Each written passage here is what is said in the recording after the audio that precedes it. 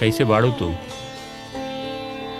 कितना दिन हो गए तो हमसे मिले के मौको ना मिले, और तू माँ बने वाली बाड़ू तो के हम बधाइयों ना दे पौली।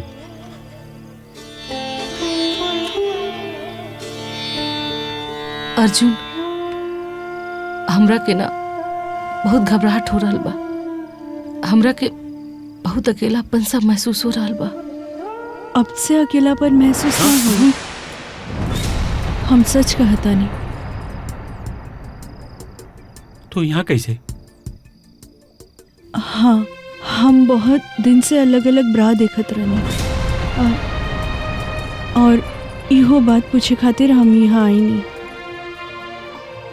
लेकिन सब कुछ पूछे के पहले ही मालूम पड़ गई। देखा काजल, हमरा के तू माफ कर दिया, लेकिन ये बात केहू से मत कहिया। हम केहू से कही या ना कही, लेकिन एक दिन सब केहू जान जाए। जब सब जानी तब जानी, लेकिन प्लीज रहुआ अभी केहू के मत कही ना। ठीक बा, हम केहू से ना कहा, लेकिन अभी यहाँ से चली, नहीं तो केहू आ जाए। आई।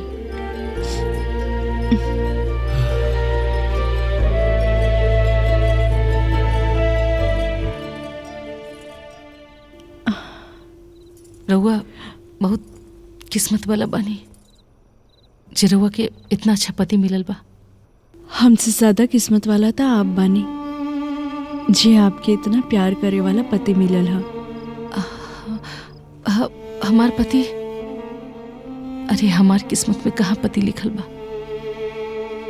हम तो बस राधा बन के रह गई नहीं। देखी, हम प्यार करेलन उनके, और वो प्यार करेलन आपके, और आप प्यार करेलिन उनके। हमार प्यार तो एक तरफा बा, लेकिन कोनो बात नहीं है, उनकर खुशी में ही हमार खुशी है। अरे का बात है, तू सब यहाँ का बात कर रहा बाड़ू? कुछ ना, बस ऐसे ही। आप दोनों जनी बैठी, हम कुछ लेके अरे ना, आवतानी। तू बैठा ना। ना जी।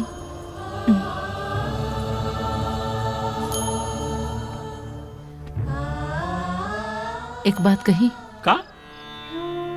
रउआ सच में बहुत किस्मत वाला बानी जे रउआ के इतना समझे वाली और इतना प्यार करे वाली पत्नी मिलल है।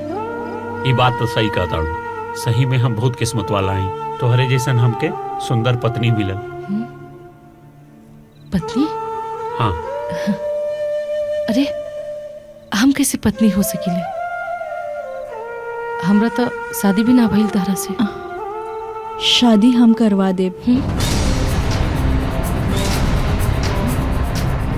इनके हम आपके पति बना देब। का दिमाग खराब बा का रउआ के? ई नामुमकिन बा। दुनिया में नामुमकिन जैसन कुछ ना बा, बस हिम्मत करे के चाही। लेकिन दुनिया समाज का कही? उससे का फर्क पड़ेला? ई दुनिया में कितना मर्द लोग चोरी छुपके 2-2, 3-3 गो मेहरारू रख ले बाड़े। ओकर दुनिया का कर लेता? पहले के राजा महाराजा बहुत सारी पत्नी रखत रहलन। राजा दशरथ के भी 3 पत्नी रहे, तका उनकर प्यार कम हो गए। लेकिन उस सतयुग रहे और ई कलयुग। हम ही कलयुग के सतयुग में बदल देब। जब हमके तोहरा प्यार से कोनो परेशानी नहीं खी, तो दुनिया की का परेशानी हुई। बस हम चाहतानी कि हमार पति खुश रहे,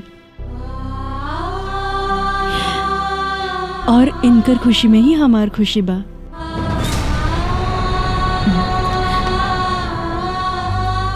रवा लोग चाय पी, हम खाना बनावे जाता नहीं। आज से रउआ कोनो काम अकेले ना करबे, हमरा और के हाथ बटाई। रउआ से एगो बिनती बा, आज से रउआ अपना दासी समझी हमके। दासी ना, बहन, हमार बहन।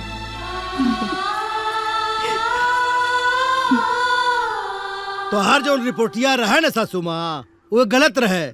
वो कहू ओके तू देखा अर्जुन, ए अर्जुन, तो हाँ लड़का इतना सीधा हो, इतना प्यार से बुलावा था अर्जुन। आज यहाँ पे देखा अर्जुनवा, ए सारे, ए अर्जुनवा देखा का है का चिल्लाता था, पूरा आसमान सर पे उठा ले बाटा। अब तो हर कान सही हो गए सारे जब गाड़ी खाया है। कहाँ जाता हुआ हीरो बन के? जाता नहीं घूमे घूमे जाता हुआ। सुनो बाबू, कल लड़की देखे चले के बाद क्या करे खातिर? क्या करा खातिर? तोरे खातिर और क्या करा खातिर? हम बिया हुआ नहीं कर। अरे ब्याह तो हर बापो करिहान का? अरे बाप रे, ब्याह तो के करे के पड़ी। हम बियाह नहीं कर। अरे काहे न करबे? देखा तोर बाप करी ब्याह। हे भगवान तो पगला जा। सुनो ब्याह ना करबो? नहीं। हाय नहीं। ये घर का ठिका हम ले ले हैं। पाहुन बन के आयल रहनी, हट्ठाउन बन गए नहीं यहाँ। खाना हम बनाई, बर्तन हम साफ करी, माजा सारे बर्तन तू बनावा, खाना कुल काम करे पड़ी, तब पता चली हम जाता हूँ। जाता नहीं। हाँ जाता अरे अरे जीजा जीजा जाने जाने। अच्छा एगो हमरो एगो शर्त बा। हाँ हमरो एक शर्त बा। बोला। जौन तू कहवा तौन हम करब, हाँ लेकिन बर्तन और हम खाना नहीं बनाई। अरे सारे यह बर्तन खाना खातिर इंतजाम करता है तो काले बियाह काले जिंदगी समझ जाई। ठीक बा, जौन तोहर मन करे तौन तू करा। ठीक बा। ठीक बा। ए बाबूजी, हाँ चला तैयारी करा। देखा था सार भाग गई। एक जल्दी से कर बियाह करा ना, तावारा निकरत हो एकदम बता देता हूँ हम। हाँ चला बिहान लेके देखे ठीक कहो। बा।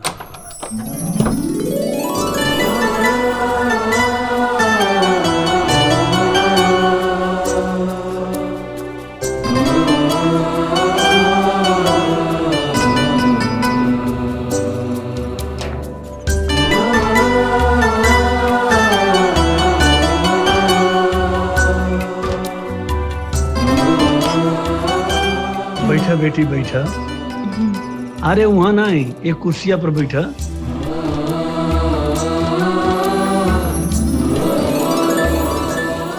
भाई देखा हमके तो लेके एकदम पसंद बिया। अब भगवान की कृपा से ना हमारी यहाँ से समझ ला खुरपा सियागड़ आसा कैता पैता मतलब पूरा गांव वाले उधार लेके जावे, कोनो चीज का कमी ना हो। देखल जा, हम माँ बेटी के अलावा हमने के केहू नहीं बा। अभी क्या सोचा था? अब तो हमने का एक परिवार हो गए। हाँ कुछ तो दहेज के बारे में बताएं। दहेज? दहेज तो लालची लोग ले वाले, हमने दहेज ले। अरे भाई विदाई में खाली बिटिया के भेज दा बस। हमार बियाह देखो का मिलल रहे दहेज में, बिना पैसा के बियाह भइल रहे। दहेज में खाली ये मिलल रहे, तना बड़ा रहले ना। देखा आज कैसे गबरू जवान हो गए हुए। बियाह बिना दहेज के होई तो हमके तो लड़की पसंद बा। पंडित जी के बोला के हाँ। शादी के दिन पक्का हाँ। करें। लेकिन बाबू तो ना कुछ कहले हैं। बाबू बहुत शर्मिला हवे। ई कहा बोली है? ई मन मन समझा हाँ कहता हूँ, कहो। बाबू तोरो कुछ पूछे कहोगे तो बोलो। बाबू का पूछी है? का पूछबा हो? हाँ ठीक है, तो हर मन है तो पूछ ही लो। आपका नाम क्या है? गिरजा। हाँ पूछ लो पूछ लो। काजल। कितने तक पढ़ी हैं आप? तू बहुत पढ़ लेवा का? अब दो शब्द पूछ दे, दांत चियार दे बैग। ठीक बा, नहीं पूछा, कुल तू ही पूछ ले। पूछा था 12वीं। 12वीं पास हो, 12वीं सुन ले लो, विद्वान हो। अब सोचे समझे के ना हो ना, भैया। कुछ नहीं। ब्याह की तैयारी करा, पंडित के बोला पूछ लो। लेकिन बाबू तो कुछ कहले ना। बाबू मने मन मुनक्का मने मन चौहारा, खाली कह ना पावत हो करे। हाँ हाँ एकदम भैया खुश हवे। पंडित को बुलाओ, ब्याह करा और एकदम फटाफट दिन तारीख निकाला। अब एक तो सेल्फी मार लिया जाए। हाँ है बेटा, तैयार देखा था। अरे तू देखबा बाबू। हाँ एकदम मामला। हमें फंसा के हमार ब्याह तय कर देना, ओकरे बाद बैठ करके वो करता। हाँ बड़ा था बे। हाँ भाई काहे न बड़बड़ाई? काहे हमसे बिना पूछले हमार ब्याह तय कर देना? बिना पूछे तो जाके बतियावत रहा सालो, तू कितना पढ़ ले हवा, वो पूछले तू कितना पढ़ ले हवा, बिना पूछले भले तोहार बियाह। हम तो वैसा पूछ लेली, लेकिन हम ब्याह हुआ नहीं करब। अरे बियाह तो तोहार बाप करी। हाँ तो बापे करी है, हम नहीं करब। अर्जुन सुना, लड़की में का कमी बा सुशील बा, पढ़ल लिखल बा, संस्कारी बा। तू बताओ का कमी बा? सब ठीक बा, लेकिन हम बियाह हुआ नहीं करब। ए अर्जुन सुन, अगर जो जिद करबे तो जिद में तोर बाप है। आज शादी करे पड़ी और नहीं करबे तो हम जाता जहर खा के मर जाए। रहो घर में। हाँ, और सुना, खाली वो नहीं ना जाता मैं, हम जाता नहीं। और रहा घर में बनाई है खाना, बर्तन मंजवा, कपड़ा धोबे, सारे तब पता चलता। जीजा, अच्छा जीजा, बैठा बैठा बैठा बैठा, गुस्सा न। अच्छा सुनो, एक चीज तू जान ले, तोहरे खुशी और बाबूजी खुशी करती हम माना था, नहीं हम करती कतई नहीं। मान गई ले? बाबूजी मान गए हो सरवा, जल्दी जल्दी ब्याह की तैयारी करा लो। भगही बात करे ना हमेशा।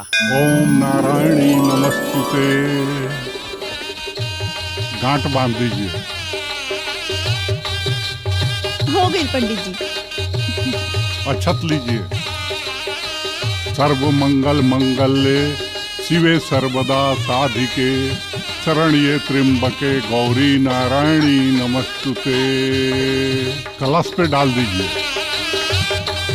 501 रुपया चढ़ा दीजिए। हाँ, 501 रुपया चढ़ा दीजिए। 500 रुपया?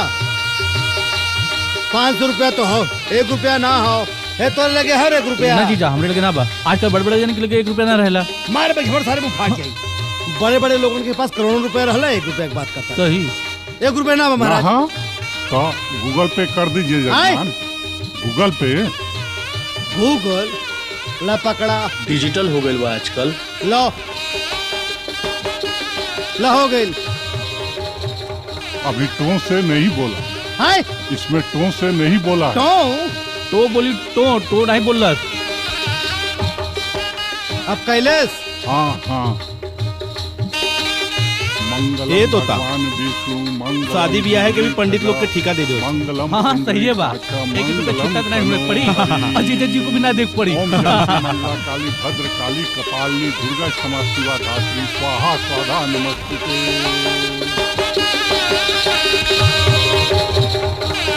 ये अक्षत लीजिए। 1001 रुपया गूगल पे कर दीजिए। हाँ, लवट्टू से बोलाई। या देवी सर्वभूतेषु माता रूपेणु संस्थिता नमस्तस्यै नमस्तस्यै नमस्तस्यै नमो नमः। वर वधू को सिंदूर दान कीजिए।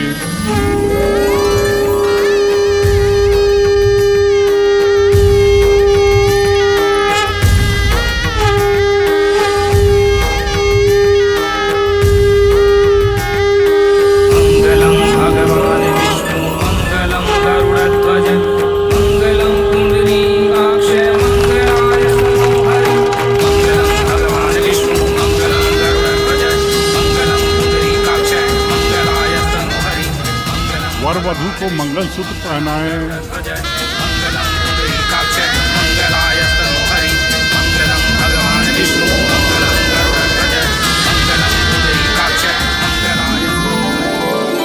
या देवी सर्वभूतेषु शक्ति रूपेणु संस्थिता नमस्तस्यै नमस्तस्यै नमस्तस्यै नमो नमः। या देवी सर्वभूतेषु श्रद्धा रूपेणु संस्थिता नमस्तस्यै नमस्तस्यै नमस्तस्यै नमो नमः। विवाह संपन्न हुआ। हाँ, आवा आ जा लोग। हम आपसे एगो बात कहल चाहता नहीं। हाँ, कही। शादी हो गई, विदाई होता, अब आप अकेले हो जाए। ऐसे हम ही चाहता नहीं, आपो साथे चली जा। अब बिटियों को मन लगल रही। हाँ, ना यहाँ के लोग और समाज का कही, और यहाँ के ई रीति रिवाज ना हो। अरे भाई, ये रीति रिवाज क्या बनौले? ये सब हमनी के बनावल है ना। पहले घरे के लोग खाना बनावत रहले ना, अब बहरे के लोग खाना बनावे आवेले। अब बतावा का होई? हाँ, अरे मेहरारू तो यहाँ तक की बरतियो जाता नहीं। अरे देखा जमाना कितना बदल गई। पुराना जमाना गईल, अब नया जमाना आ गया। हाँ। चली घरे। जैसा चलिए। आप कहीं। अरे देदा भाई देदा। कहा दे दे? हमो के दे दे। हाँ? भगवान के नाम पे। अरे सब देखत रहला, छुट्टा ना रहे, बियाह रुकत रहला। अरे दे दो बाबू। छुट्टा ना बता कोई बात नहीं, गूगल पे कर देना, गूगल पे। अरे सारे डिजिटल भिखारी हवे का रे तोहने। अरे तू दे चल इधर। हाँ दे दीदी हम हो गए। हाँ तो ठीक है, 4 आना तोड़, 8 आना तोड़। 4 आना बस हो गई। थोड़ा सा अब हो। थोड़ा सा दिया जा। अरे का सब आई तो हमरो से बड़ा भिखारी। हाँ सही कहा था।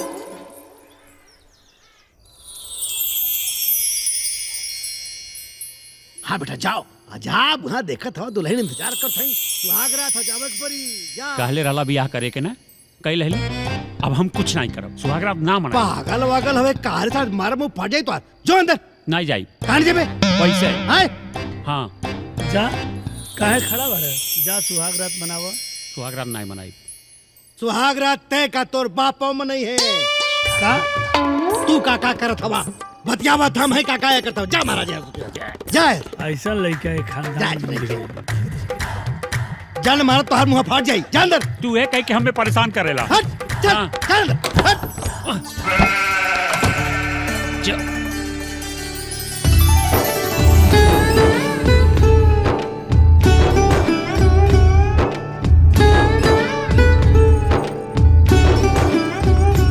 सरू जाइबा कहाँ जंजीर से बदले हैं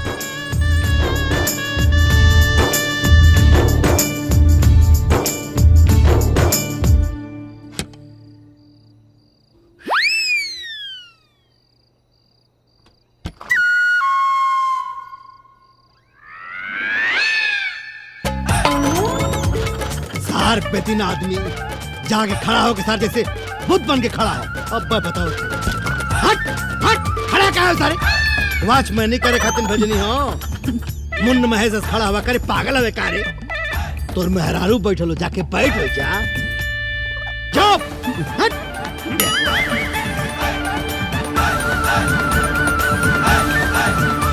बैठ बैठ हमार टंगड़ी तोड़ दे तोर हाँ बेवकूफ कर हट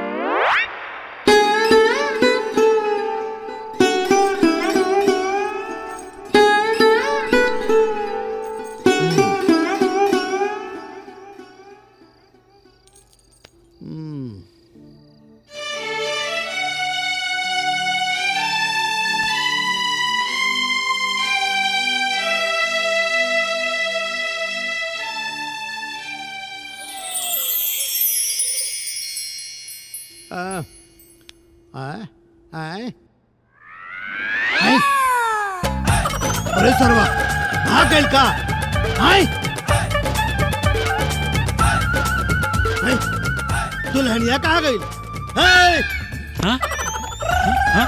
सारे सोवत हवा घोड़ा बेच के दुल्हनिया कहाँ गई भाग गई कहाँ आए भाग गए सारे दुल्हन चक्की पिसवा सारे अब का हुई जीजा जेल जाई बाहर का हुई सारे तोहरे चक्कर में पूरा खानदान जेल जाई हे जीजा अब का हुई कुछ करा जीजा का करल जाई जवन करे रहल तोके करे रहल तो सारे कुछ कहबे ना करले भागल मेरा नु अरे सारा अब का होई रे भगवान हे भगवान अब बैठ सारा कुल खेला हो गइल अब कहिला जेल बेटा चक्की के पीछे के परी पूरे खानदान के ऐसा मत कहा जीजा अरे चुप सारे पापी आदमी अरे भगवान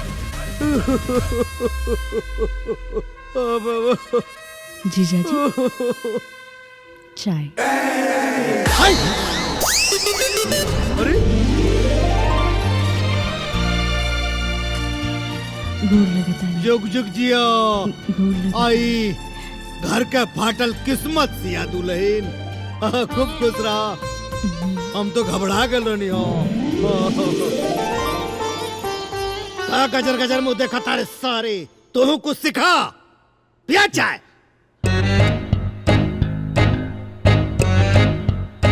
झड़ुआ तो रोज यही जा रहत रहल हवे कहाँ रखा गईल घरवा तो आज बड़ा साफ लागत आटे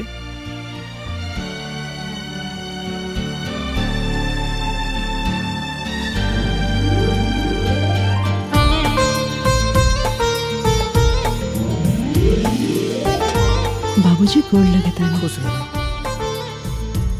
चाय पी ली बाबूजी ठीक बा बहू घरवा आज बड़ा बदलल बदलल लागत आटे जी बाबूजी रोवन नाही खातिर हम पानी भर देले बानी बेटा तोहरी ऐसन बहू पाके हम धन्य हो गईली बाबूजी चाय पी के नहा ली ठीक बा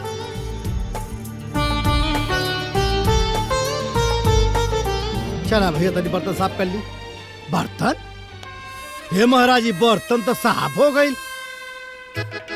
अर्जुन जैसन सार मिलल तो गजब हो गई। अब भैया काजल जैसन सरहज मिलल तो अजब हो गई। ये देखा हमार काम पहले ऐसे हो गई। हमारे उठे से पहले सारा बर्तन साफ लागत भैया इन नौकरी से मिली हमारा के छुट्टी। जय हो प्रभु, जय जय सीताराम। भैया कैसन रहल सुहागरात? सुहागरात बड़ा खट्टा रहल भाई। खट्टा रहल? अरे तेरी कुल काहे पूछता रे? ई कौन पूछे वाली चीज है? अगले साल हमरो रहल। अगले साल हमरो रहल। देखा यार अर्जुन, गुस्सा न करा। सबके मन चाहा चीज ना मिलेला। आप अपने तोता के देख ला, ई बनरों से ज्यादा करिया होके और गोरहर मेहरारू खोजत बा। एके अगर गोरहर मेहरारू आई गई तो ओकर तो किस्मत फूट गई ना। अरे हमार किस्मत तो जाग जाई ने। तो ओकर तो किस्मत फूट गई ना। अरे हमार किस्मत जाग जाई ने। अरे ओकर किस्मत तो फूट जाई। ऐसे काजल भाभी के देखा, उनकर तो किस्मत जाग गई। लेकिन हमार तो किस्मत फूट गई। काजल भाभी की तो किस्मत जग गई। हमरो किस्मत जागी पक्का। देखा अर्जुन, सबके नसीब में हीरोइन ना होलिन। आदमी के तो छोड़ा, हीरो तक के नसीब में हीरोइन ना होलिन। लेकिन हमरे नसीब में हीरोइन बा और हम हीरोइन ला के दिखाई। अरे नहीं जारी होता हो। एक तो तितलौकी ऊपर से नीमिक दाल चढ़ा के आके यहाँ सारे आके मत भरम बनौले हवा के का करते हुए हरे। अरे हमनी के समझा समझा के तो परेशान हो गई जीजा। और हम तो कह रहे गिर जा जीजा, गिर जा। मारा सारे तड़ाक से गिरबा भड़ाक से हम गिर जाए सारे। हमारा नाम लेता सारे आए उना कहिला जीजा। हम तो कहिला गिर जा जीजा, गिर जा, गोड़े गिर जा। अरे ए जीजा, ए जीजा भागे सारे, भाग भाग भाग। मारा चप्पल सारे वो ढेर दे तो लोग सरऊ तका करते हुए हरे। हाँ मेहरारू छोड़ के यहाँ आके हीरोइन ढूंढता रहो। मारा जवन झापड़ मुँह लाल हो जाए तो चल रे, चल रे, चल। हेलो। हाँ बोला। और बतावा का हाल बा तोहार? हाँ हम एकदम ठीक बानी। और दिव्या कैसन बानी? वो भी ठीक बिया। हेलो। हेलो। अच्छा एगो बात बतावा, जीजा जी पास में बाड़े का? ना। कैसन रहल हनीमून? हनीमून ऊ का होला? अरे सुहाग रात।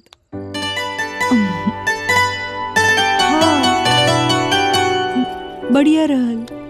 हेलो, ई बतावा जीजा जी कुछ ज्यादा परेशान तो ना कइलन तो के? हमके का मालूम? जीजा जी तोरा लगे सुतल रहे कि ना? ना, ऊ तो बगले बैठल रहलन। हे भगवान। लागत है जीजा जी के सुहाग रात के बारे में नहीं के मालूम। का मालूम? तू लोग ही आके सिखाता ना। हे भगवान, कैसन मिलल जोड़ी, एगो भोला एगो भोली। अरे ना ना, एगो गोला दूसर गोली।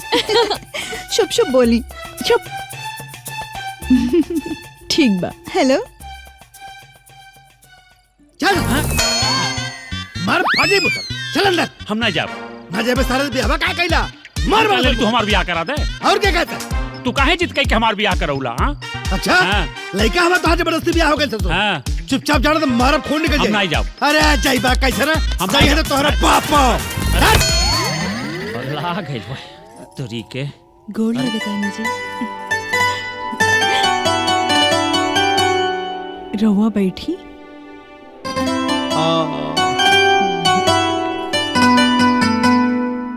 वहाँ सुत जाई जी। हमरा गोड़ दबा देतानी जी।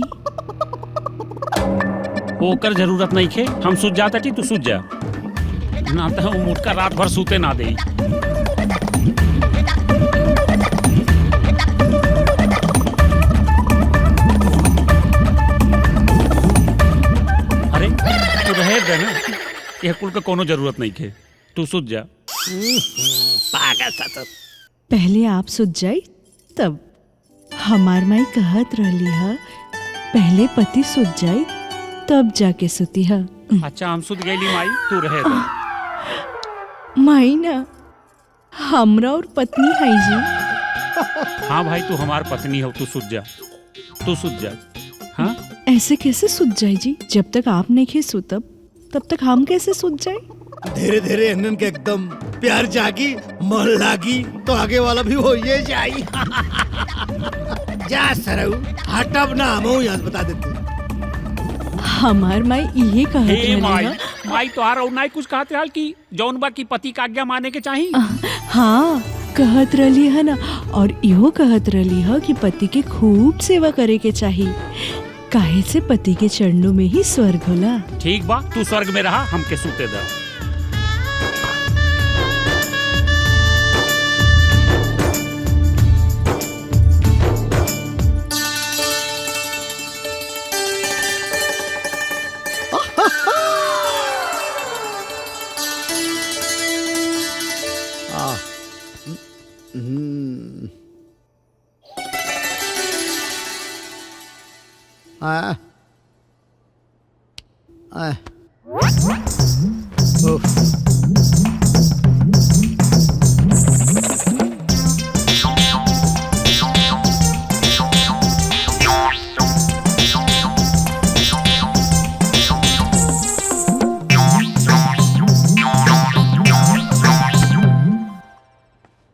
हेलो ओए ओए का गुरु कुछ भइल कि ना?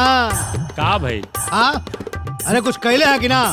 हाँ ज्यादा डिनर लैटरिन करे। लैटरिन करे? यस सारे इस सारे का कुछ ना होई भैया।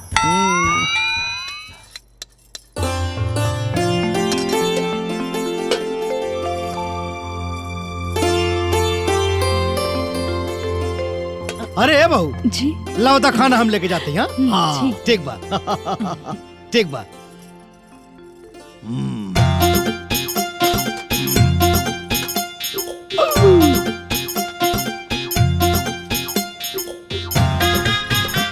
ए बाबू कहाँ मोबाइल देखता रहो?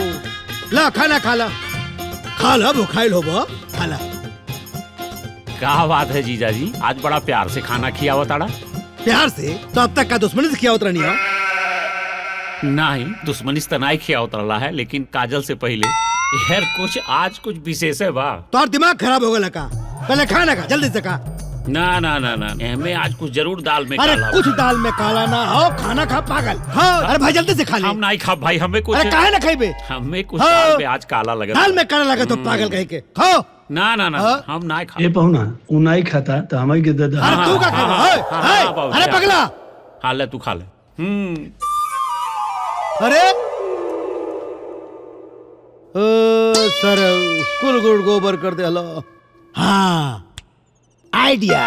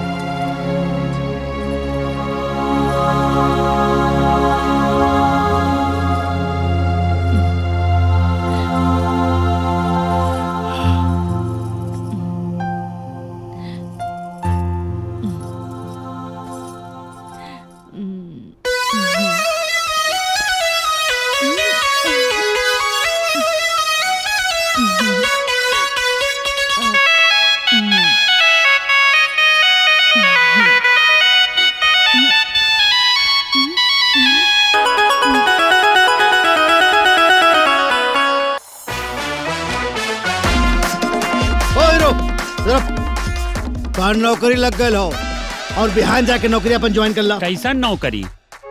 कैसन नौकरी मतलब? हाँ माने तो का नौकरी नौकरी होला, सरकारी है कि प्राइवेट? अरे सरकारी या प्राइवेट का नौकरी कोनो मतलब ना है। नौकरी मतलब नौकरी। हम अथु नथु नौकरी ना करब। डीएम कलेक्टर के नीचे तो हमार काम है। हाँ कलेक्टर तो तू बनिए जा था बुढ़ाई बेला अब तू कलेक्टर बन जाइबा। अरे तू भैया बस चालक बन जा, ड्राइवर बन जा, खलासी बन जा, यह बड़ी बात हो। फेल हो था इतना साल से ससुर कंडक्टर कलेक्टर बना था। सुनो अर्जुन, तू कोशिश कर प्राइवेट नौकरी कर तो ले, काहे से तोरी कपार पर एगो बोझा रखा गेल बा। के बोझा रखली से? तू ही दू जनी रखला है ना, त झेला हम का करे? अरे हम बोझा के जिम्मा लेता नहीं, लेकिन तू अपन बोझा संभाल। एक मिनट बाबूजी, जरा गधे हवे का इतनी बढ़िया नौकरी हो, कुछ करे का ना हरे, खाली बैठे को बस ये समझ ले कि ते सरकारी विभाग का अधिकारी होवे, खाली पैसा की नहीं के पगला। अच्छा। और सुन, तोर क्वार्टर का भी इंतजाम हो। क्वार्टर? मार में फाट जाए क्वार्टर। दारू ना, क्वार्टर मतलब कमरा। तोरे रहे के इंतजाम बगलिए बा। आराम का नौकरी है। आप कहा था खाली पैसा की नहीं कह रहे, खाली बैठ के करे बस। ठीक बजा। हाँ कहा जाते तनी आवत है, हम लौट के आओ, बहन जाए को तैयारी कर। ठीक। जाओ भाजी, हम समझाते हैं, तू चिंता बिल्कुल मत करा। अब घोड़ा गाड़ी सब मिलल बा। घोड़ा गाड़ी? हाँ हाँ। गाड़ी तो समझ में आओ तो घोड़वा का करवा, युद्ध लड़वा का वहाँ? चुप ससुर। हे एके समझाओ रे, घोड़ा गाड़ी का मतलब बोला। जब तय 10 पास कैले होते तब न MA BA CA कैले होते। हाँ तू तो पढ़ के लेढ़ा लगा देला ना, जब देखा तब बेइज्जती करता रहला हमार। समझा दे के झाड़ू लगा के काम दे दिया। हाँ भैया ठीक बा, जब वहाँ वैकेंसी खाली हुई तुरंत हम फोन करके तू सबके बुला ले। अच्छा ठीक, चला तानी ले जाके छोड़ दे भैया के। 150 किलोमीटर हम ना जाम छोड़े, बस में बैठा के चला आए। कहीं जाएगा का तो की मलिया से मिले जाएगा। मलिया तो हम मिले तो जो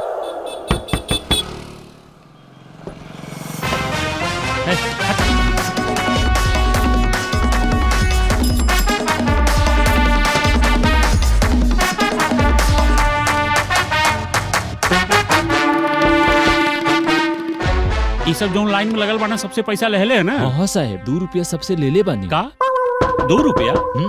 इतना महंगाई में 2 रुपया से का हुई? बिहान से 2 नंबर का ना 5 रुपया ली है, और सुन 1 नंबर का 2 रुपया, और गैस खोल लेके 3 रुपया लियल करिए बिहान से। एक बात बताई, दिल्ली मुंबई में कुल 2 नंबर का 5 रुपया ले ले, समझ ले? हाँ साहब, ये तो दिल्ली मुंबई थोड़ी न है। तका दिल्ली मुंबई में सब कुछ दूसर 2 नंबर करे लगा, बिहान से 5 रुपया कर दी है। अरे साहब 5 रुपया ले तो कम मनी हुई है। जेकरे 100 बेर गर्ज हुई, जेकरे ता हुई ना, हम 10 रुपया का ही देव ने तो ते आई, और जेकरे नहीं तो रही ना टेके फिरियो करबे तो ते ना आई।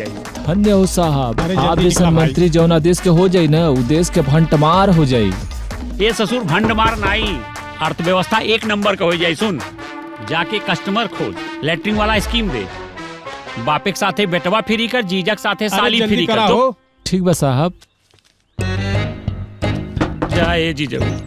ससुर आई लली गांव से स्वच्छता विकास अधिकारी बने, ये बैठ के ठन्नी चवन्नी गिनवावता चुप तोरे मोटका के। मम्मी, ये जो नया किराएदार आया है, उसका सब कुछ चेक करवा ली थी ना, पुलिस वेरिफिकेशन वगैरह? हाँ, पता है ना आजकल कितना क्राइम। ए सुनो जी, आज तुम्हारा पहला दिन है। हाँ। कान खोल कर सुन लो, यहाँ पे कोई लड़की नहीं आनी चाहिए। अरे नहीं नहीं, और टाइम से जाना है, टाइम से आना है। ठीक है। चलो।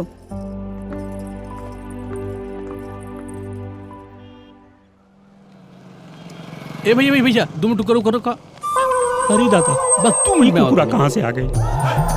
1000 ना। हाँ। यहाँ के मैनेजमेंट देख हम आवता। ठीक बा, ए भैया का यहाँ लैट्रिन करने का कितना रुपया लगेगा? फ्री बा जा जा। अरे फ्री कैसे भैया? शहर में यहाँ कुछ फ्री होला? अरे हम कहा ताटी न फ्री बात तू जाने। अरे नहीं भैया, ऐसे कैसे चल जाएंगे? इस शहर में हमार दोस्त सफाई अधिकारी है, अगर हम फ्री में करब तो ओकर नाक कट जाए भैया। अरे ओकर नाक कटे चाहे कान कटे, ते हमार नाक काहे काटत बाटे? जुली यहाँ से। लेकिन 1 मिनट, तू अपन मुँह काहे नहीं दिखावता ला भैया? अरे भाई कहा तानी ना तो जो यहाँ से ते हमरे पीछे काहे पड़ गए? अरे भैया ये खतरना तो देख रहे हैं कैसन कैसन लोग बाटे। ले भाई कहाँ बा? हो में जाओ में एमे जा जा। अच्छा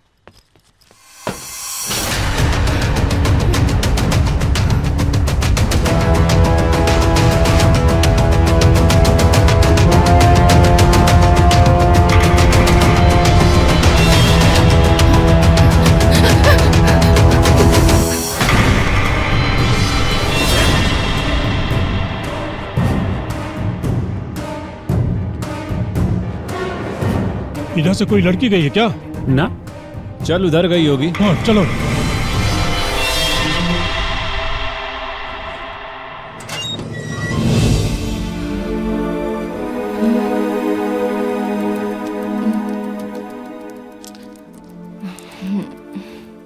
हाँ जी सुनिए, वो पैसे दे दीजिए।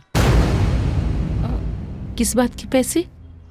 अरे आप अंदर से निकल रहे उस बात के पैसे, और किस बात के पैसे? लेकिन ये मैंने यूज नहीं किया। कुछ नहीं किया? मैं गुंडों से छिपने गई थी। अच्छा, अरे हाँ हाँ हाँ हाँ, जो अभी गए हैं क्या? जी। लेकिन आपके पीछे गुंडे क्यों पड़े हैं?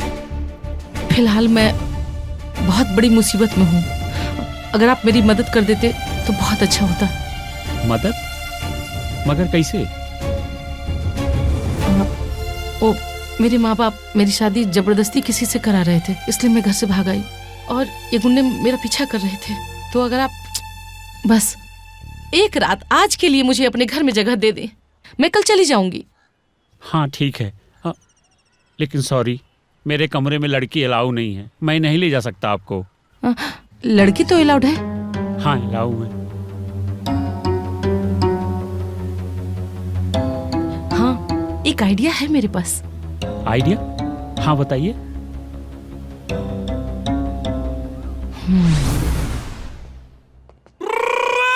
ये कौन है? ये हमारा दोस्त है। क्या नाम है? ओ जी अंजना सिंह। अंजना? अंजना सिंह? अंजन सिंह, अंजन, थोड़ा लैंग्वेज प्रॉब्लम। सरदार जी। क्या काम करते हैं? हाँ घर में रहते जी। घर में तो सभी रहते हैं। अरे सरदार और भोजपुरिया जो होते हैं ना, पूरा देश को अपना घर समझ लेते हैं, हाँ। इसलिए उसको घर बोल रहे हैं। करेक्ट। हम पूछ रहे हैं तो तुम बीच में क्यों बोल रहे हो? कहाँ के रहने वाले हो? ओ जी मैं तो जी गोरखपुर की रहने वाली हूँ। गोरखपुर की रहने वाली हूँ? ये सरदार है ना, इनको थोड़ा हिंदी भोजपुरी सही से आती नहीं है, उच्चारण सही नहीं कर पाते ना, थोड़ा सा लगा है, थोड़ा जल्दी।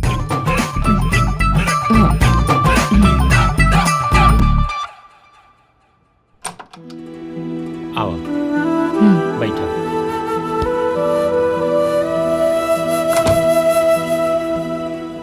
ये हमारा रूम है। बहुत अच्छा बा।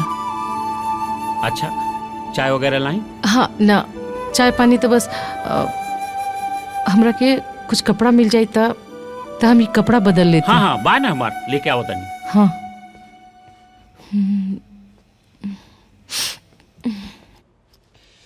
भाई देखा, ये हमें हमारा कपड़ा है, ये हमें से जोन तुम्हें अच्छा लगे तो तू ले ले।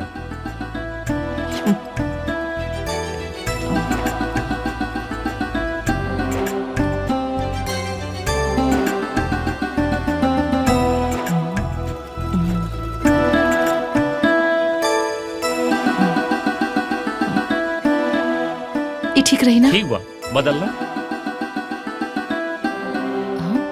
ऐसे कैसे बदलेंगे? काहे? रोबो सामने बदलब का? अच्छा अच्छा अच्छा, हम यार मुंह घुमा ले ताटी, तू बदल ला। ना ना, आप बाहर जाएं फिर हम बदल ले। अच्छा अच्छा ठीक है।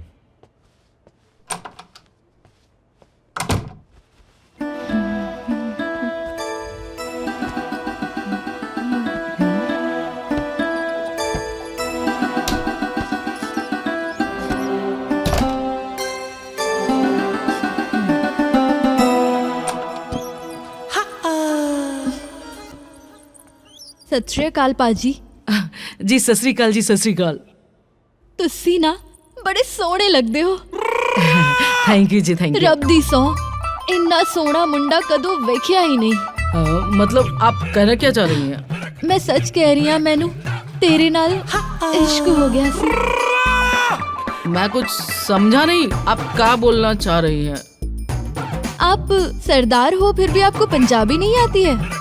वो क्या है ना, वो बचपन से ही ना मैं गोरखपुर में रहा हूँ, तो बस भोजपुरी और हिंदी आती है, पंजाबी नहीं आती।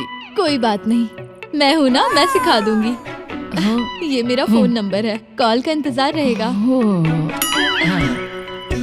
बाय।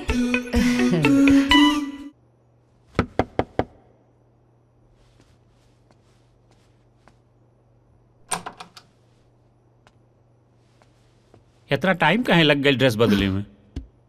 आपके जाए के बाद रुचि आ गई रहे और वो हमरा के प्रपोज करत रहे। कहा तो बड़ा गड़बड़ भाई। हाँ। खैर कोनो बात नहीं खे, चला अब तू सूझ जा ऊपर और हम नीचे सूझ जाता नहीं। अरे ना, रउआ हमरा खातिर इतना कुछ कर देले बानी, रउआ ऊपर सूझ जाई, हम नीचे सूझ जाई। अरे ना ना, तू हमार मेहमान हो, तू ऊपर सूझ जा, हम नीचे सूझ जाता। ना ना, रउआ ऊपर सूती। नहीं, आप ऊपर सूझ जाई। ना ना, रउआ जाई। अरे आप सूता ना। हाँ ठीक बा। हाँ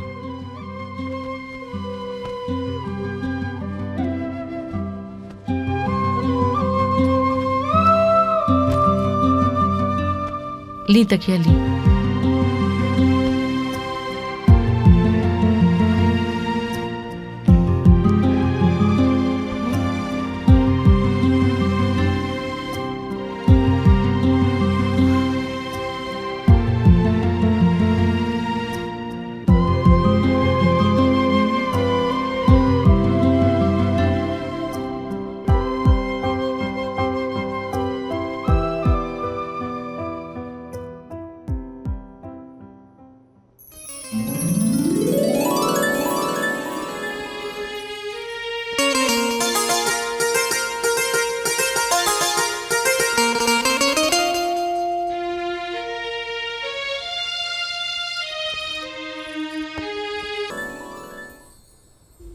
हे भगवान, हमरे पति के खुश रखी है, उनके खूब तरक्की दी है और उनकर हर मनोकामना पूरा करी है। भगवान ऐसा कुछ करी ना कि आज हमार फोन जरूर उठा ली।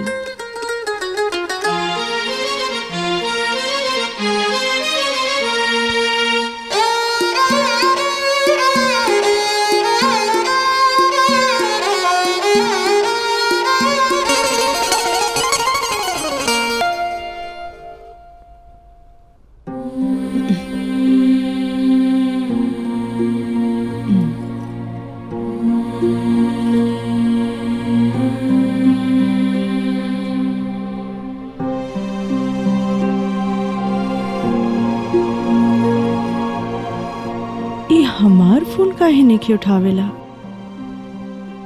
लागता कि कहीं बिजी हुई है। कोनो बात ना, कल फिर से कोशिश करब दोबारा।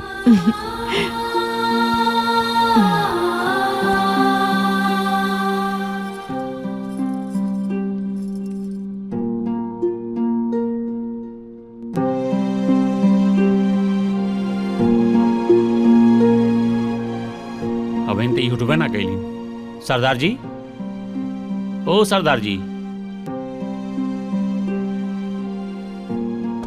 बहुत टाइम हो गई बा भाई, ऑफिस में जाए में तो लेट हो जाई।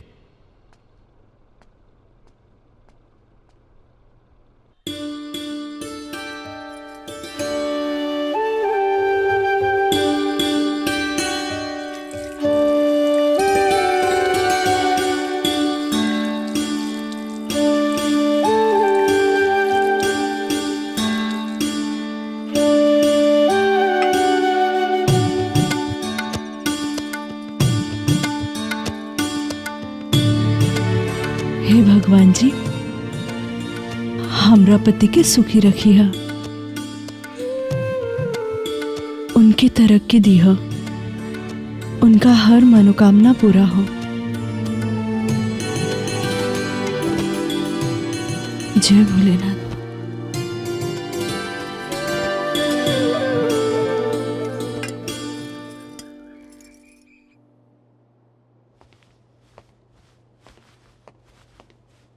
सरदार जी, चाय हो नहीं खे पियले? सरदार जी, अरे भाई उठिए, हमारा ऑफिस जाने का टाइम हो गया। सरदार जी, अरे ये तो बहुत तेज बुखार है, इसको दवा कराना पड़ेगा, अस्पताल ले जाना पड़ेगा। नीचे ले जाओ तो क्यों पहचान ली, लागत है डॉक्टर के यहीं बुलावे को पड़ी। हाँ, ये ठीक रही।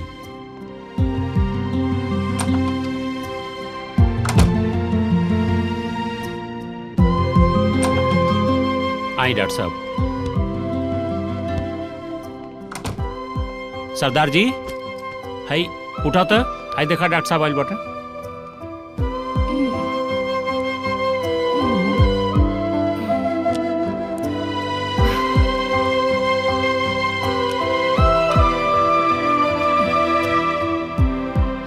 अपना हाथ दीजिए।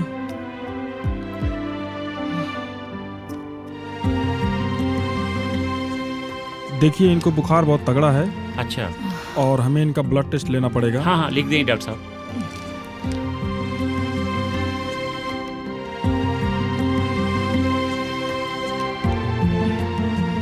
मैंने ब्लड ले लिया है, बुखार इनको बहुत तगड़ा है जी।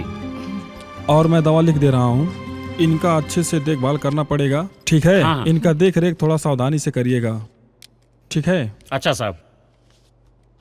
और दवा ये आप बाहर से ले लीजिएगा। जी जी। दवा लिख दिए। ठीक है। अच्छा ये लीजिए। ओके ठीक है।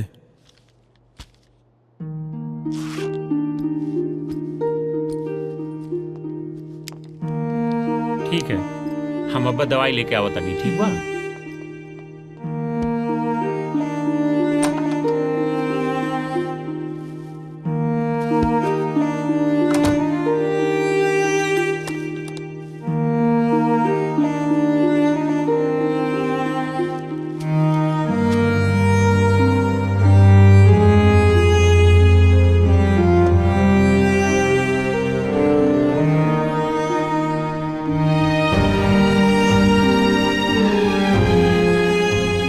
सरदार जी उठिए।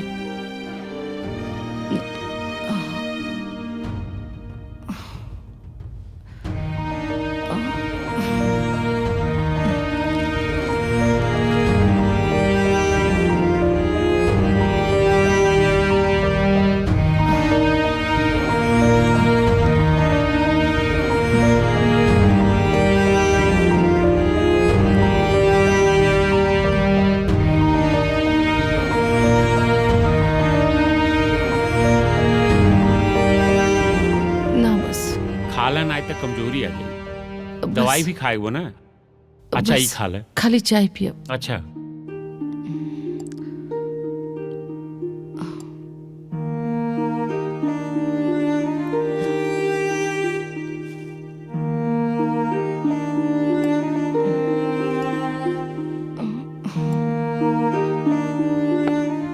ले ही दवाई खा लो।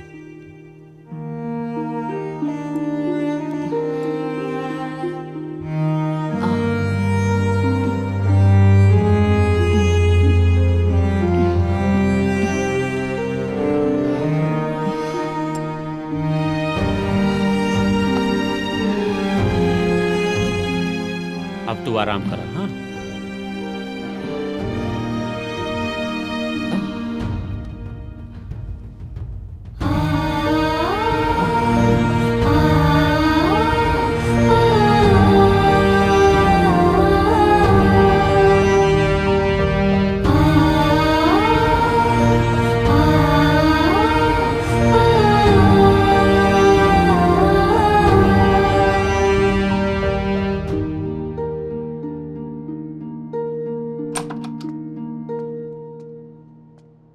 सत श्री अकाल पाजी।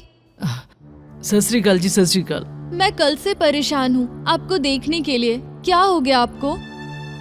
कुछ नहीं, बस थोड़ा बुखार हो गया। मुझे तो लगता है आपको मेरी ही नजर लग गई है, क्योंकि अपनों की नजर ज्यादा लगती है ना, और हम तो आपके अपने हैं, है ना? जी जी। अगर आपको कोई मदद की जरूरत हो तो प्लीज बोलिए मुझे। अरे ना जी ना, थैंक यू जी, थैंक यू। अरे तू यहाँ? हाँ, वो मैं सोची आप लोगों की कुछ मदद कर दूं, क्योंकि ऐसे वक्त में पड़ोसी ही पड़ोसी के काम आते हैं ना। हाँ हाँ ठीक बा, तू जा, जरूरत पड़ी तो हम तोके बुला ले। हाँ ठीक है, बाय बाय। हाँ बाय। अरे बाप रे।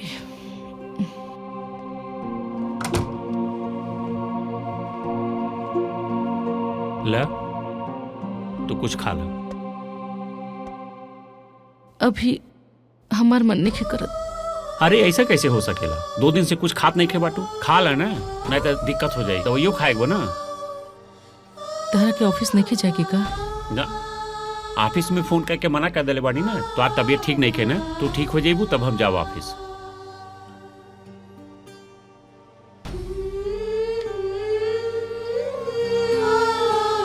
का भइल ऐसे का देखा दारू? तोहार घड़ी? हाँ वो लगा तो कहीं गिर गईलू।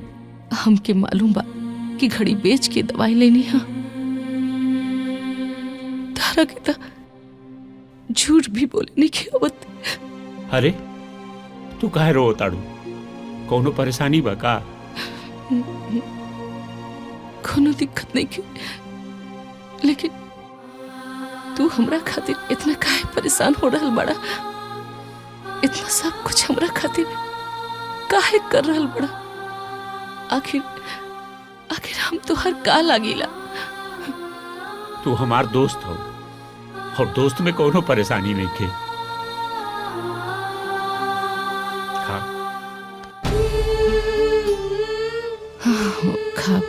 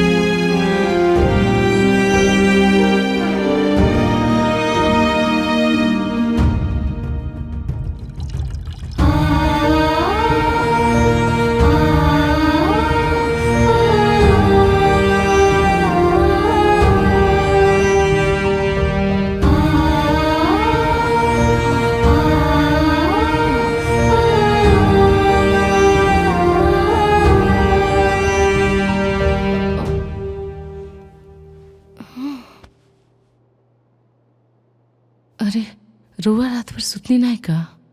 सुना, अरे तू ये सब छोड़ा, तोहार तबीयत कैसन बा? हाँ ठीक बा अब हमार तबीयत। अच्छा ठीक बा। अच्छा तू जाके ब्रश मंजन कैला, हम तोहरे खातिर कुछ बाहरे से लेके आवत ताकि। ठीक बा?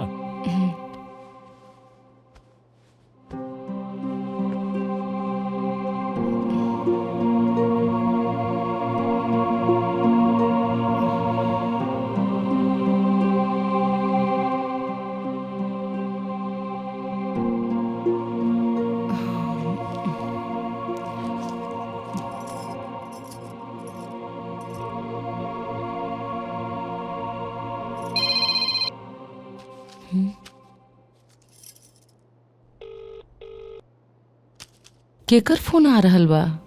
अरे केहू के ना दोस्त का फोन है, ऐसे कुल परेशान करत रहेला। हैला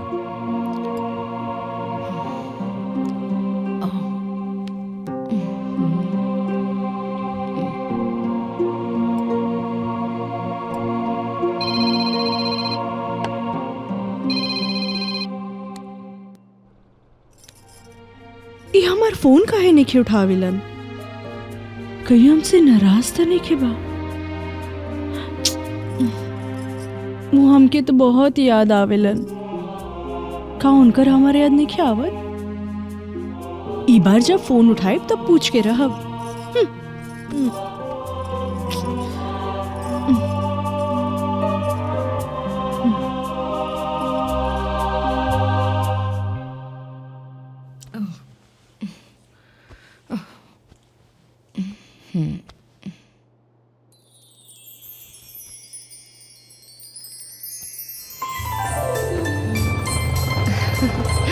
बहुत ही सुंदर जगह बा।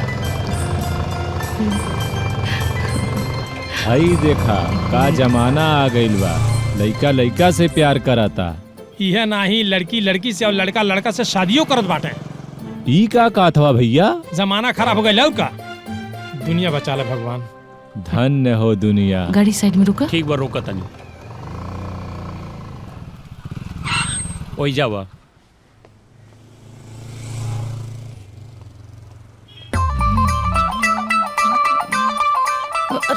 अरे आइए पाजी, आप भी कर लीजिए।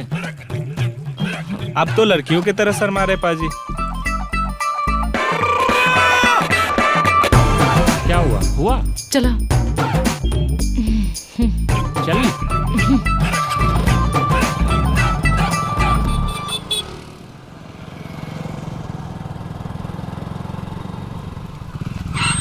जा वहीं जा। वहीं जा। हाँ।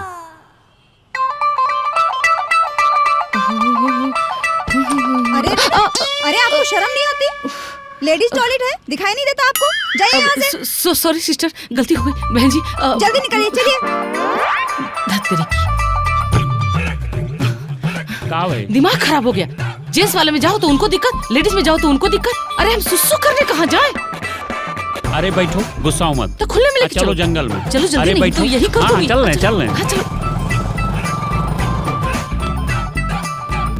चाचा एक पाव भांग वाला पेड़ा दे दी, बढ़िया वाला। देता नहीं।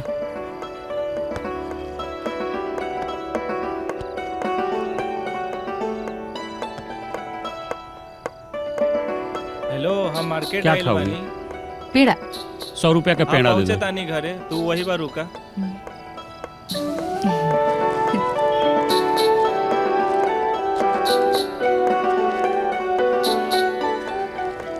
अरे मर्दावा, तू घरे रुका, हम तोरा खातिर अच्छा चीज एगो लेके आवा तानी। आज खा के ना मजा आ जाई दोनों आदमी के। हाँ हाँ, हम लेके आवा तानी, तू रुका। ठीक है, रखा तानी। हाँ चाचा, पेड़वा हमार। अरे बाप रे, अरे दे दा। अरे लगा था हमार पेड़ा दूसरे के दे देला। हाँ। अच्छा, दूसर पेड़ा हमार दे दा एक पाव जल्दी से, और ही हमार पैसा ले लिहल जाओ। हाँ, भंगिया के पेड़वा देत बन। उहे पेड़वा है ना भंगिया वाला हमार। हाँ हाँ, ठीक उहे। है।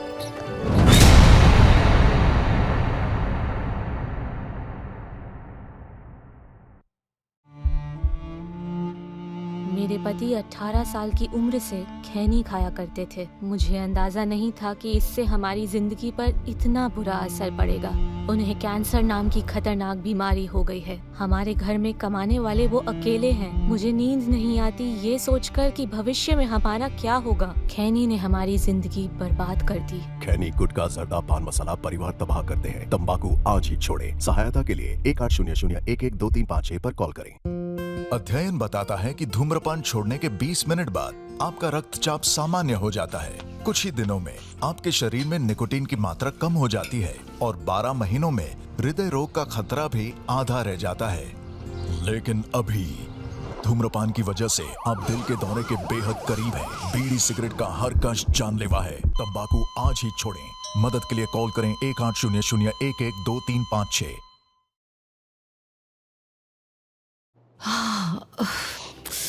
आज खाना बहुत तीखा हो गया रहे। अरे पेड़ा था ना गिलास के पास बा। हाँ?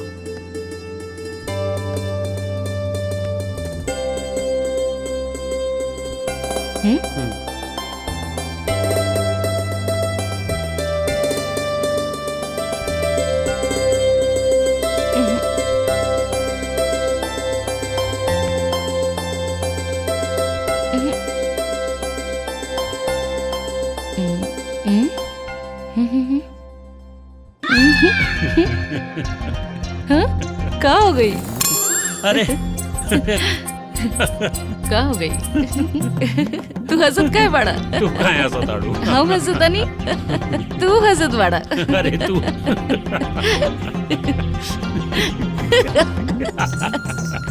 अरे काय हंसत आड़ा? देखो तुम्हार बाल पीछे से ऐसे खड़ा बा।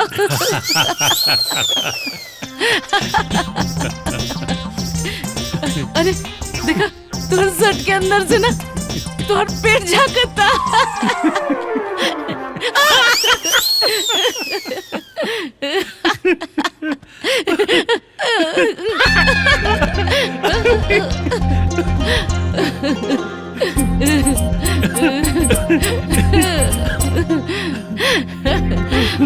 पेड़ा तो बड़ा अच्छा रहे।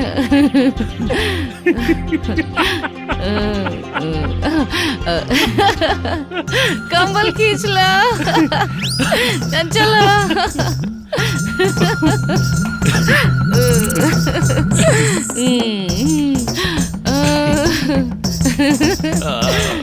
चलो जो।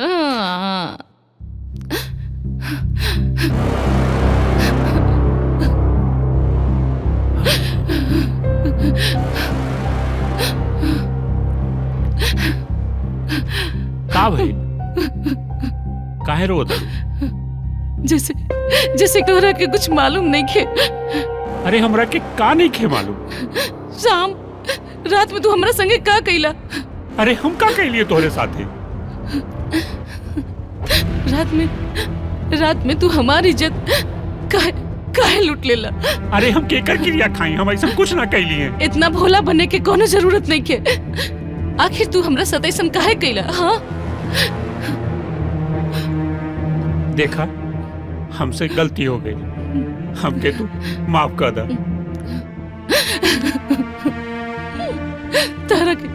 तारा के माफी देला से हमारी इज्जत वापस आ जाई का?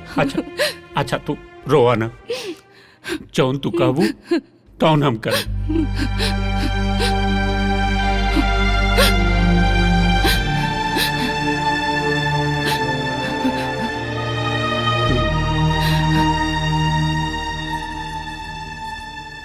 हे भगवान, आखिर का हो गइल बा?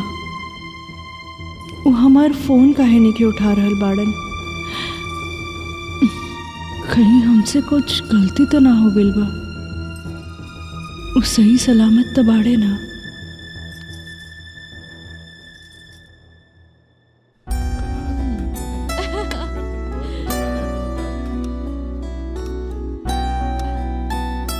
एगो बात कही? हाँ बोला।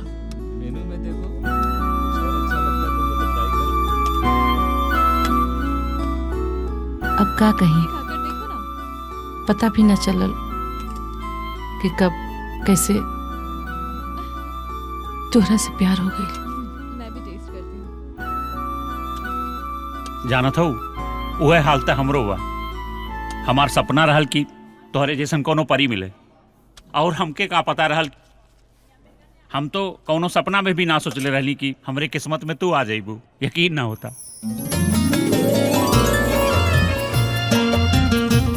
हमारे दिल के भी यही इच्छा रहे कि हमारे जीवन साथी तोहरे जैसन होके। आज भगवान के लीला देखा, आज तोहरा से मिलवा दिलन हमके। तबे तो लोग कहेला भगवान जौन करेला वो अच्छे करेला, और देखा हमके तू मिल गेलू। हाँ।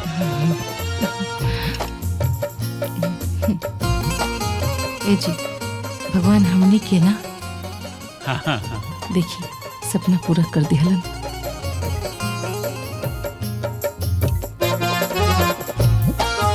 तब सोचत का बानी आप तो खुश बनी ना? अंजना, जानत हो तू हमू तुमसे यह कहल चाहत रही, तू हमरे दिल में बाड़ू। हम तुमसे बहुत प्यार करीला। I love you. I love you two.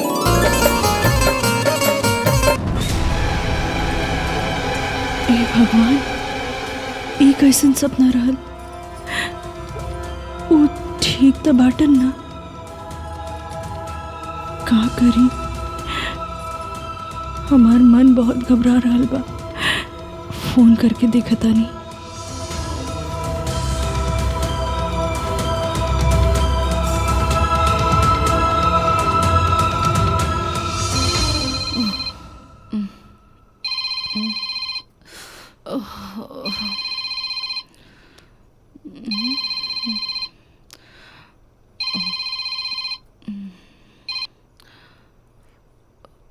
Hello.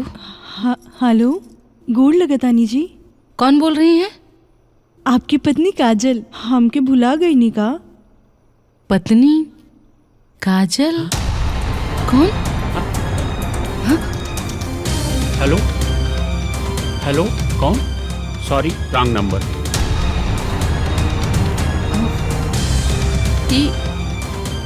काजल पत्नी? हमरा से कुछ छुपा रहल मानी का? अरे वो ना, वो रॉन्ग नंबर है।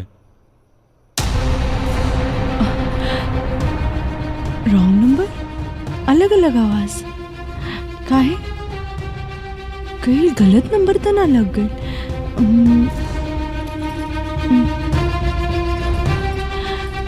नंबर तो सही बा, तब गलत का बा?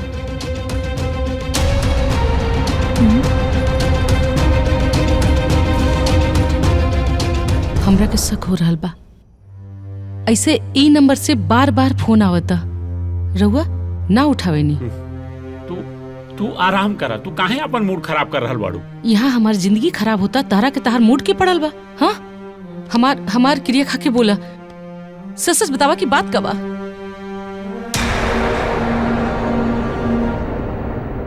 हाँ, हम पहले से शादीशुदा बा, लेकिन वो शादी हमरे मर्जी से ना भइल। हमार बाबूजी हमार शादी जबरदस्ती उनसे करा देले रहे। अरे तो ये बात हमरा से छुपावला काहे? अरे हमरा के पहले काहे ना बतावला? हाँ,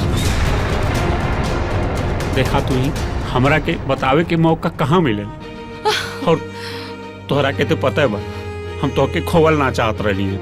एक तो तू हमें बड़ी किस्मत से मिलल रहलू। अरे किस्मत से हम ना, किस्मत से तोहरा के काजल मिलल बिया। अरे हमार तो किस्मते फूटल बा। अब हम का करी? एमे हमार का गलती बा? हाँ, आखिर काहे छुपावला तू हमरा से ई सब बात? अब बोलत काहे नहीं खा? जौन हमें बतावे के तौन हम तोहके बता देंगे।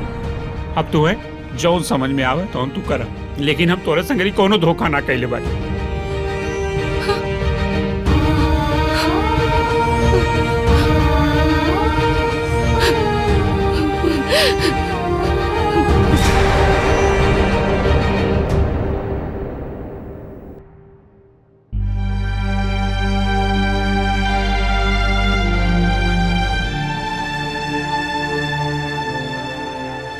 तू कैसे उदास बैठल बाड़ू? हमरा के और पत्नी से मिले के बा। का भाई ई का कहा ताड़ू? तोरा के पता बा तोरा वहाँ गईले से भूचाल बच जाई। कुछ ना होई। ई कैसे कहा ताड़ू? हमके बस ई जाने के बा कि तुहार पत्नी कैसन बिया। अरे वो चाहे जैसन हो, लेकिन तोरा वहाँ गईले से हमार जिये हराम हो जाई। चीजवा हमार जिये ना दे। केहू के कुछ पता न चली। हम ऐसे ही सरदार बन के जाए, केहू हमरा के पहचान न पाई। हमरा जाने के बा कि ऐसन का कमी बा तोहर पत्नी में जे तू ओकरा के ना पसंद करेला। आखिर हमार भी जिंदगी के सवाल बा।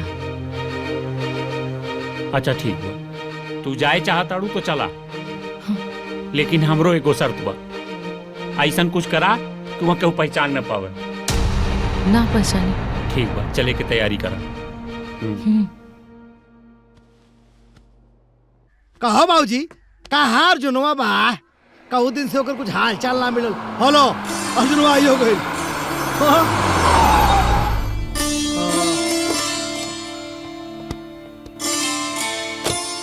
क्यों हो रखा हो?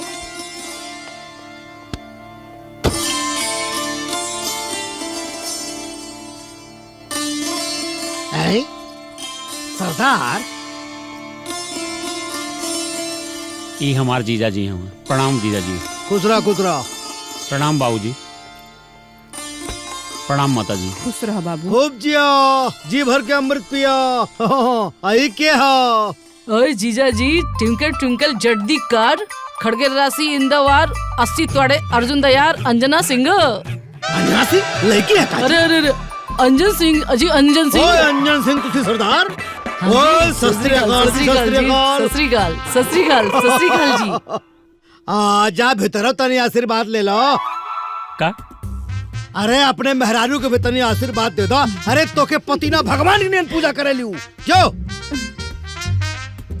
वहरिया का देखता रे? सरदार के साथ जाए खाओ। सरदार जी।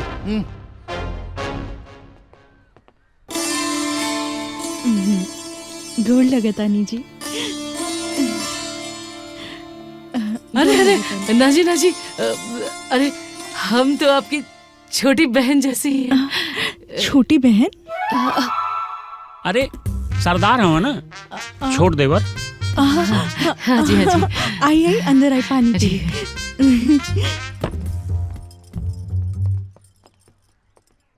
जी हाँ, मैं तो बस आपसे मिलने आई थी। आई थी? ओ, अरे सरदार है ना, लैंग्वेज प्रॉब्लम। आए थे हाँ जी, आए थे।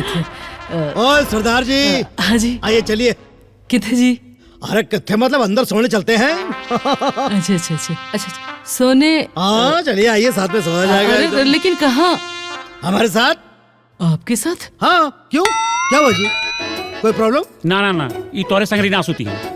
हमारे साथ ना सोई मतलब कहाँ है भैया? ये हमरे लगे सुती है। तोरे लगे सोई है? हाँ। अरे सारी तोरे साथ ही सोई है, तोरे साथ काजल सोई? ई तोहरे लगे ना सुती हैं, ई काजल लगे सुती हैं। मार जौन झापड़ फाट जाए तोर मुंह। काजल के साथ काहे सोई है रे? उनके साथ सोवे तो क्या है क्या? हमने के तीनों जने इकट्ठे सुतल जाई। अरे साले शहर में जाके तोरे दिमाग में गोबर भरे हल्का शौचालय में काम करत। हाँ सरदार जी कहीं सोई है? ताए सोई बे। और सरदार जी आइए सरदार जी। ना सरदार जी तोरे संगरी ना सुती हैं, ई कहीं और सुती हैं, लेकिन तोहरे संगरी ना। अरे भैया हमारे साथ का कांटा चुभता हो सरदार जी। अरे कहानियां सुनाएंगे, मजा आएगा। आ जाओ। कहा ताटी ई दूसरे कमरा में सुती हैं। अगर बहुत शौक बा तो चला हम तोरे संगरी सुता ताटी। तू सर हमारे लगे सोईबा कि तुम्हारे सोए काम हो? हाँ सरदार जी आइए चलते साथ में। नहीं, हमनी के तीनों जने इकट्ठे सुतल। अरे सारे बार के बतिया कहते हुए के साथ सोई, कैसे तीनों सोई बेरे? सरदार जी आइए चलिए। इनके दूसरे कमरा में सुता देता टी, तू चिंता न करा, जा सुता। ठीक है।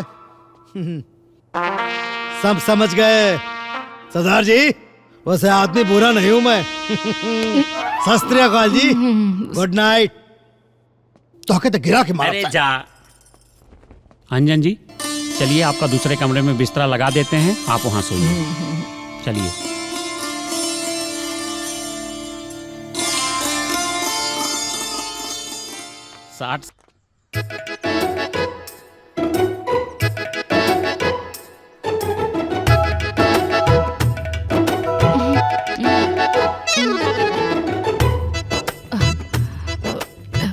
जीजा जी आप? अरे भाई तू जीजा जी कहाँ है? जीजा जी कहाँ है? बोलत तारू, जब से तोहरा के देखले है पागल हो गई, हमारा प्यार हो गया तोहरा से। सही बताओ तनी। जी मैं आपसे प्यार नहीं करती हूँ। मैं आपसे प्यार नहीं करती हूँ? मतलब अब हम तोहरा से प्यार न करीला, और वैसे भी कोनो मर्द आपस में प्यार करेला का? काहे ना कर सकेला? जब जानवर से प्यार करेला, जानवर आदमी से प्यार करेला, तो तू हमसे प्यार काहे ना कर सकलू? हम तो उसे बहुत प्यार करीला। वैसे हमारे मेहरारू के मारे 20 साल हो गई, तब से हमरा रुआ है, हमरा के प्यार नसीब ना भइल। तहार मेहरारू मर गई, एमे हमार कौन दोष बा? नहीं तहार कोनो दोष ना हो। तू इतना चिकड़ा बड़ो, भगवान कसम हम इतना चिकड़ा सरदार जीवन में कबो ना देख ले रहनी। जीजा जी आई लव यू बोल दो। आइंदा से हमरा से ऐसा बात कबो मत करिया। है कहे? है कर जा, है कर जा, है करे जा, कहाँ जात बाड़ू, करे जा निकार के।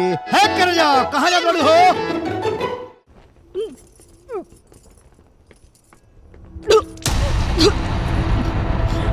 का हो गइल बेटी? का भइल? का हो गइल हो?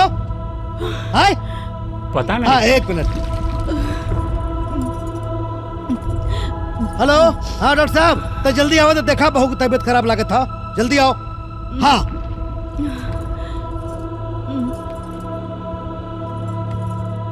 हार्ट बीट तो सब सही है, थोड़ा बीपी डाउन है।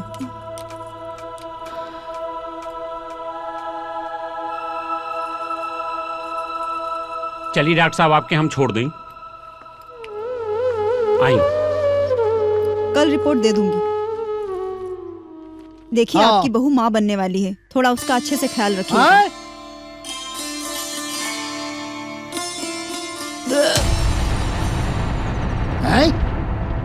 का भाई? का भाई सरदार जी के का हो गए हो? हैं? पानी दे।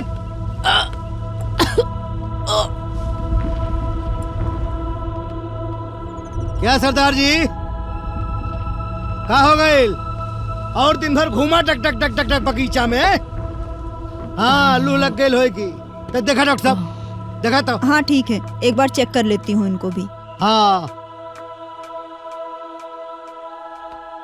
अब देखा इनकर। वाह सरदार जी। ऐसे पकड़ के रखिए।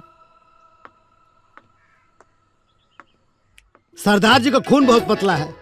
लू लग गई होगी।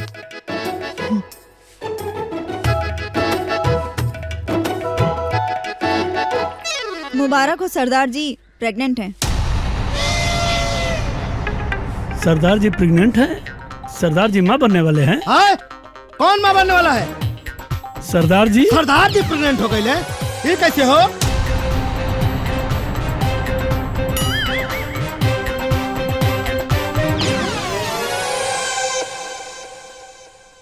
तू का बैठ गई घाप से? हे भगवान, ये कवन लीला बा। अर्जुन का हवे ई?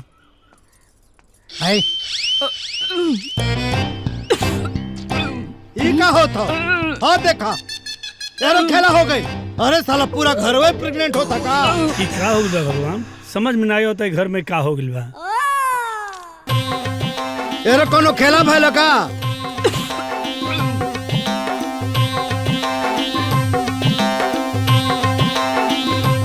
हाँ लगाओ लगाओ ना, खून निकाला। बैठिए। अरे बाप रे।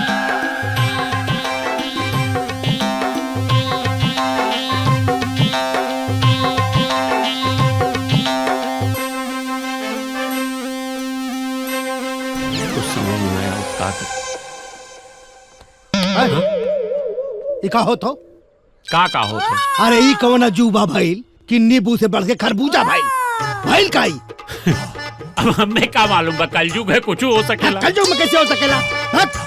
सारा पूरा मीडिया का पता चल गया, पत्रकार रही है, पूरा गांव वाले से पूछे, गांव जवाब में बेइज्जती हुई होकर का?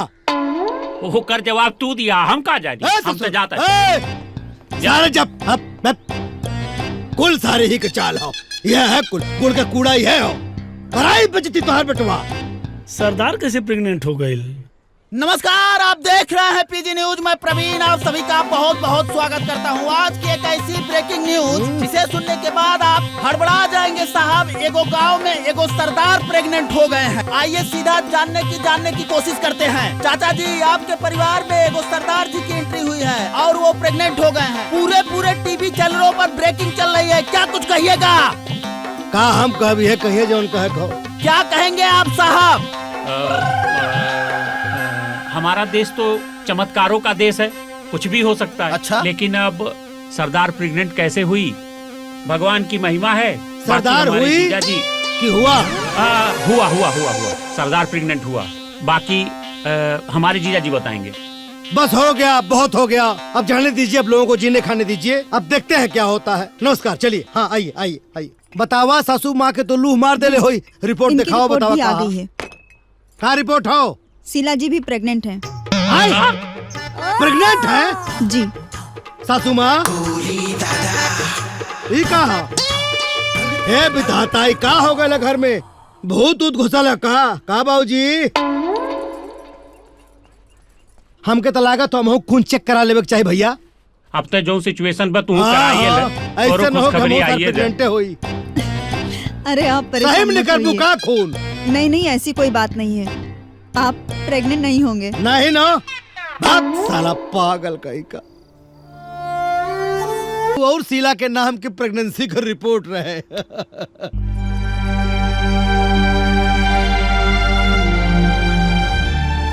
बाबूजी, हाँ हम रउआ लोग से कुछ मांगल चाहता नहीं। का मांगल चाहता रू? बताओ, हम दे तो। बिल्कुल सारा कतरई मांगू तू हो दिल जाई, मांगा ना।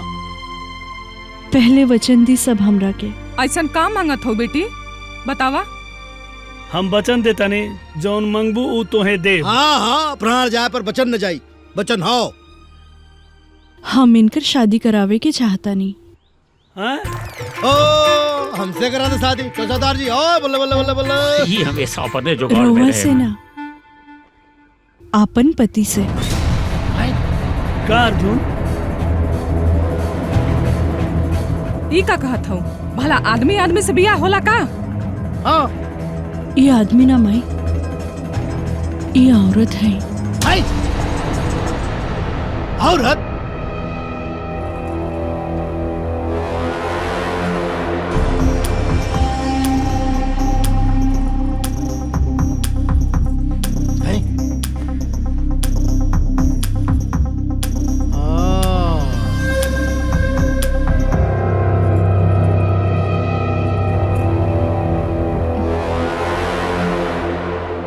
तब तो हम कहनी कि लालाई सरदार प्रेग्नेंट कैसे हो गया। सब तही कैले है। और ये बच्चा हमार पति के है। वहरिया का देखता रे? अर्जुन ई का कैला? बाबूजी ई जवन भी कैलन सही कैलन, और ई सही तब हुई जब इनकर शादी इनसे हुई। ऐसा ना हो सकला। और तू अपना जिंदगी बर्बाद कर चाहता रू? जिंदगी बर्बाद ना माई, हम तो अपन जिंदगी बनावत है। तू अपन जिंदगी ना एकर जिंदगी बनावत यारू। ना माई, तू ही तो कहत रहलू है ना कि तोहर पति की खुशी में ही तोहर खुशी है, तोहर पति के चरणों में ही तोहर स्वर्ग है। तो आज कहल बात पे अमल करे काहे ना देवल चाहता रू माई। अब रवा सब अपन वचन पूरा करी। लेकिन बेटी ई काम तो असंभव बा, ई तो नहीं हो पाई। हाँ बिल्कुल ना, एकदम ना, ई नहीं हुई। अगर ई वचन पूरा ना होई तो हम अपन जान दे दे। ना बेटी ऐसा न करा। तू ना रहबू तो हमार जिंदगी का हुई? हम तोरे बिना ना रह पाई बेटी। अगर रोवा सब हमके जिंदा देखी के चाहतानी ना, तो हमार पति की शादी इनकरा से करवा दी।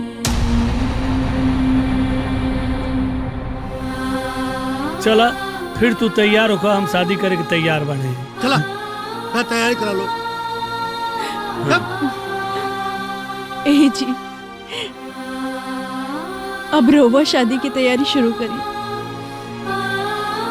चला चला करा लो।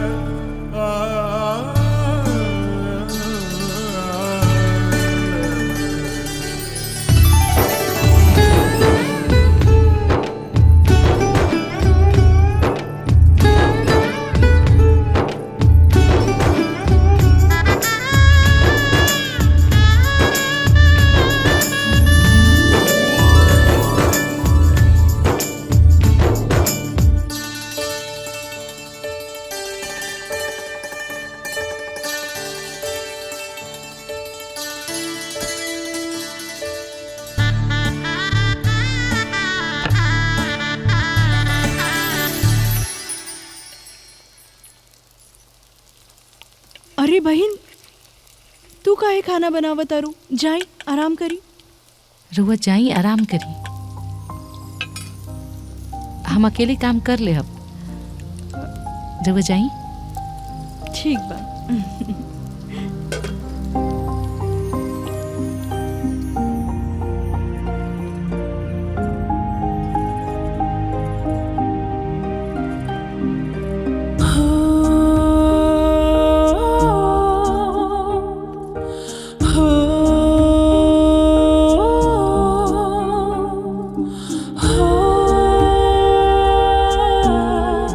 Oh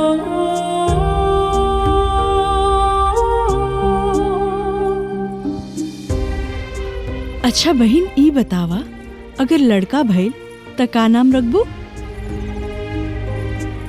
दीदी अगर लड़का भइल ना तो हम ओकर नाम आयुष्मान रखब। आयुष्मान बढ़िया बा।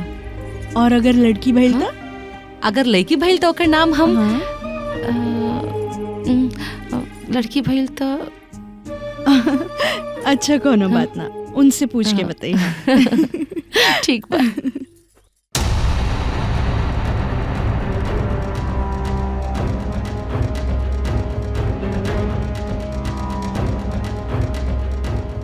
जीजा बहुत टाइम हो गया, अभी तक डॉक्टर साहब अइले नहीं। चिंता मत करा, भगवान चाहे तो सब बढ़िया होई। हे भगवान, हमार बहन के सही सलामत रखिए। हम लड़का हो या लड़की, सही सलामत हो जाए बहुत अच्छा रही। सब ठीक रहे है भगवान।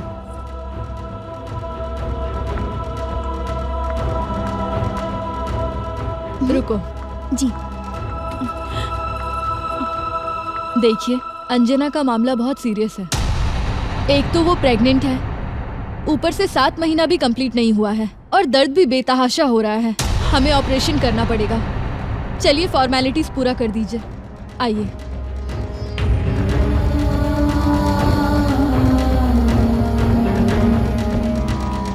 हाँ, वो फॉर्म निकालिए। दीजिए इन्हें यहाँ पर। चलो।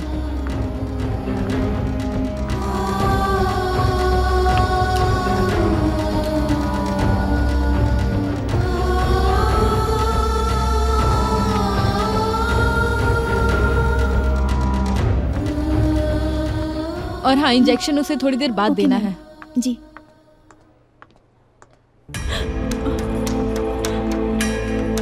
आप लोग एक बार जाकर मिल लीजिए। का भइल डॉक्टर साहब? रोवा बड़ा उदासी से बोले था नहीं।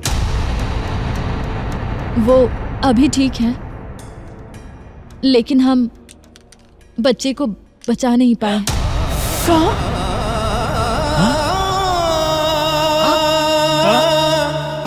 आप लोग जाकर मिल लीजिए। हाँ मत करता नहीं। शांत रह बेटी। बाप रे बाप, हे भगवान।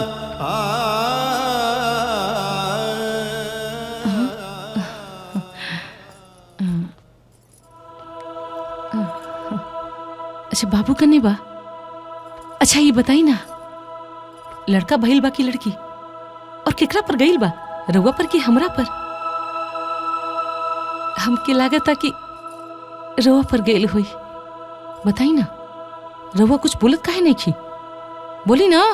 अरे हाँ, रउआ से कुछ पूछ रहल बानी। बाबू कने बा और केकरा पर गइल बा? अरे बोली ना कुछ। बाबू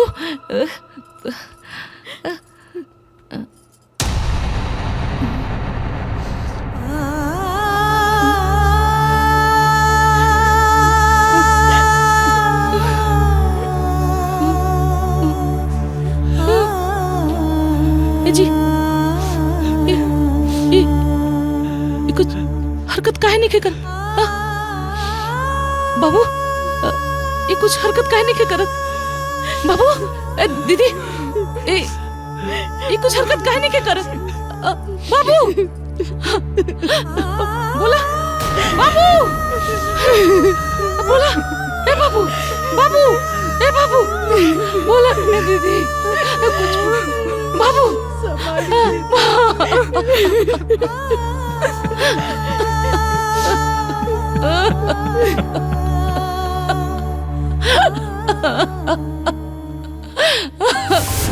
अगर लड़का भइल त का नाम रखबू? दीदी अगर लड़का भइल ना तो हम ओकर नाम आयुष्मान रखब। आयुष्मान बढ़िया बा। और अगर लड़की भइल त? अगर लड़की भइल तो ओकर नाम हम लड़की भइल तो अच्छा कोनो बात ना, उनसे पूछ के बताइए। ठीक बा।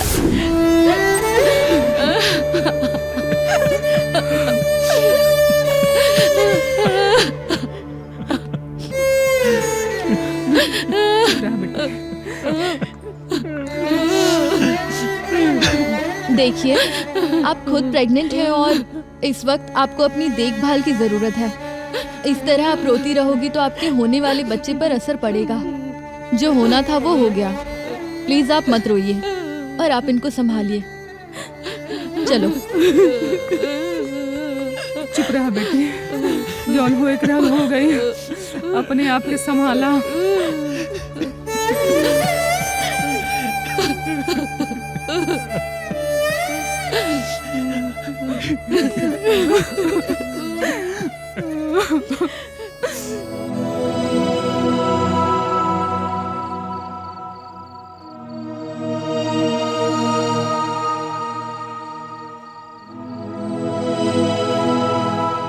सुनी जी, चली खाना खा ली।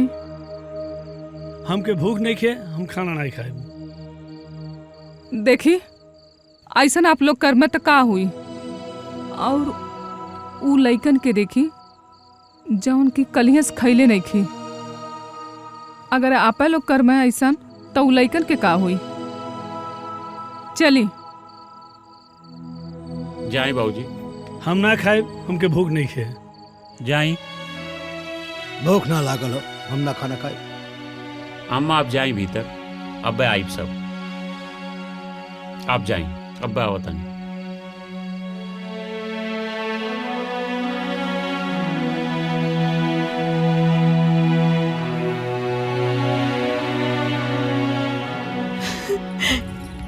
चुप हो जा बहन। तोहार दुख हम समझत है। अपने आप के संभाला बहन।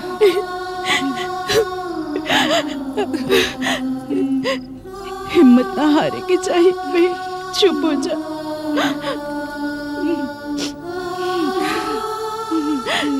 सब कुछ ठीक हो जाए।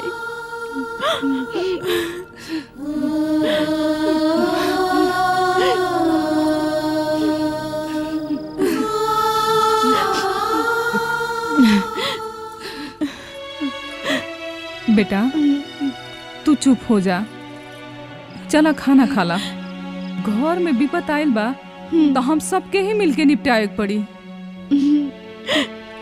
चलो बहन खाना खा ला। चलो चलो। बेटा।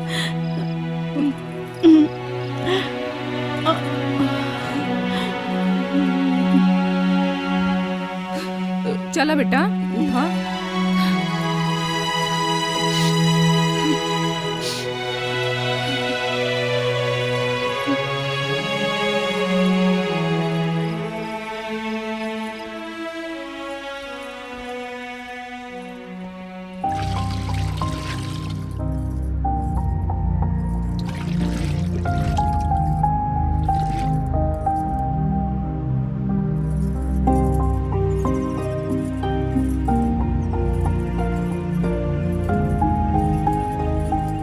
अरे दीदी ई का रउआ हमार कपड़ा काहे धो रहल बानी? तोहार कहा ई हमार कपड़ा हा, काहे से कि तू हमार हो ना।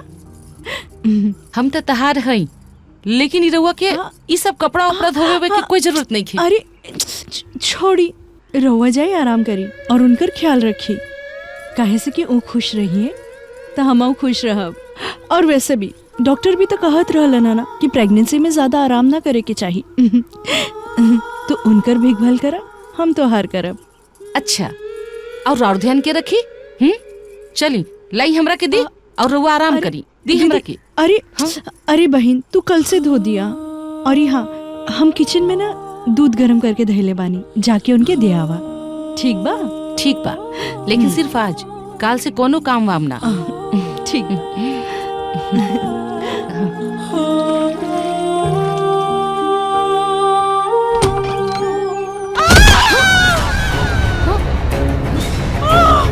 दीदी! दीदी! दीदी! माई! बाबूजी! सुनी जल्दी आई! दीदी अरे ये कैसे हो गई? दीदी के क्या हो गई? जीजा जी जल्दी हाँ, आई। जल्दी उठाओ, जल्दी ले चलो अस्पताल ले चलो। हाँ ये कैसे हो गई? हाँ हाँ जल्दी जल्दी जल्दी है, उठाओ जल्दी से हॉस्पिटल ले चलो। उठाओ उठाओ उठाओ उठाओ उठाओ जल्दी उठाओ। हाँ जीजा तुम जल्दी गाड़ी बुलाओ जल्दी। संभाल के।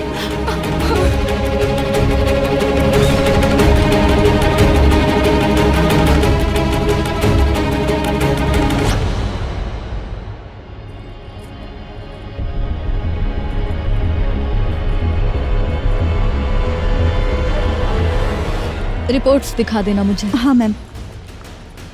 उनके सर में बहुत चोट लगी है और खून भी काफी बह चुका है। डिलीवरी के लिए ऑपरेशन करनी होगी। चलिए आप लोग। हाँ। आप मेरे साथ आइए। हाँ, चलिए। चलो। वो मैंने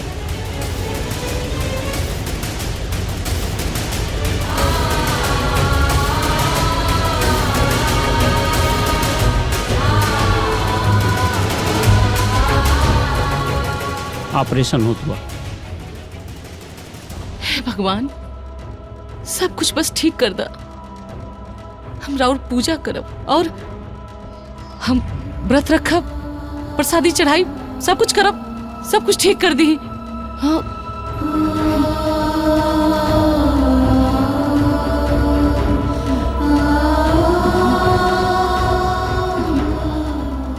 अरे तू परेशान न होगा, बैठा बैठा बैठा बैठ जा। हाँ बैठ जा, बैठ।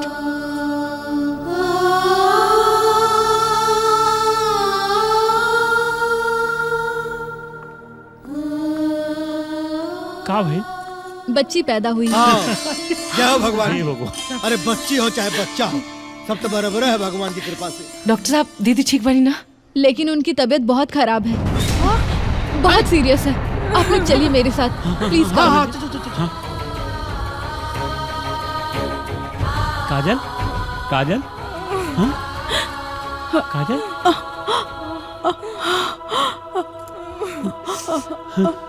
हमारा बच्चा हम लेके आओ तनी।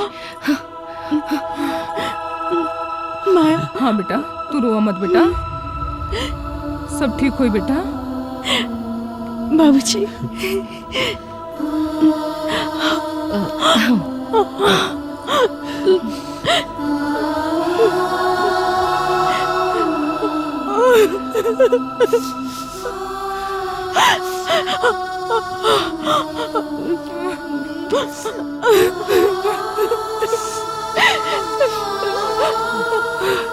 जी हाँ बोला।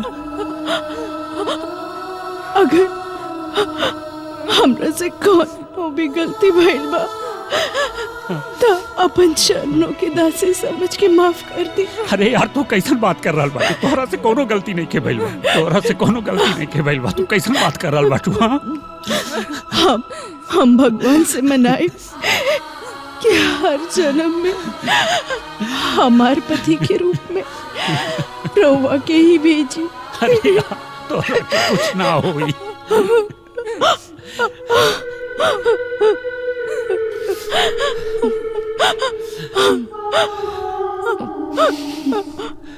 हमार पति के हमार परिवार के ख्याल रखिए बहन।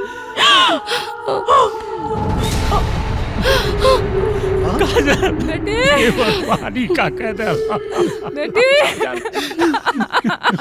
तोहरा से कोनो गलती नहीं के भाई। तू पत्नी के साथ साथ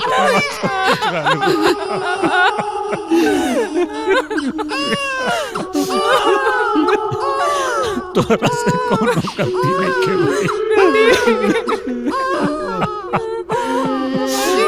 बेटी तू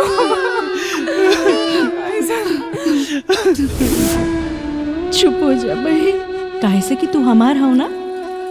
रहुआ जाए आराम करी और उनकर ख्याल रखी।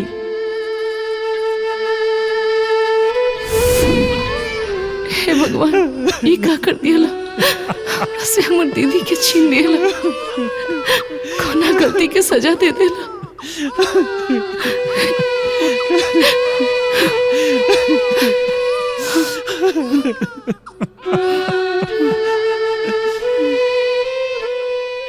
अबे हर कोनो ताक झाक भर तो पटक के मारा बता देता ही। हाँ अरे का ला करता बा? जा चाय पिया। चाय ली। बर्तन धोए से कपड़ा धोए से छुट्टी मिला हम। हाँ चाय मिले तो पिए के कपड़ा धो धो तुम्हारा हालत खराब हो गल रहे। ये लड़कियां कहाँ रोहत में बहुत हो? हाँ दी माई। आई कोरा लेते चुप हो गई। आई देखो काजल छोड़ के गई नहीं। उनकी आत्मा के कितना खुशी होत होई कि अंजना जैसन महतारी और संस्कारी बहू ये घर के मिलल हो। हाँ उनकी आत्मा के कोनो तकलीफ ना हुई। लेकिन एक बात का डर हो कि अगर ये चाल के चक्कर में कहीं फिर से सरदार बन गई नहीं तो बहुत बुरा हुई।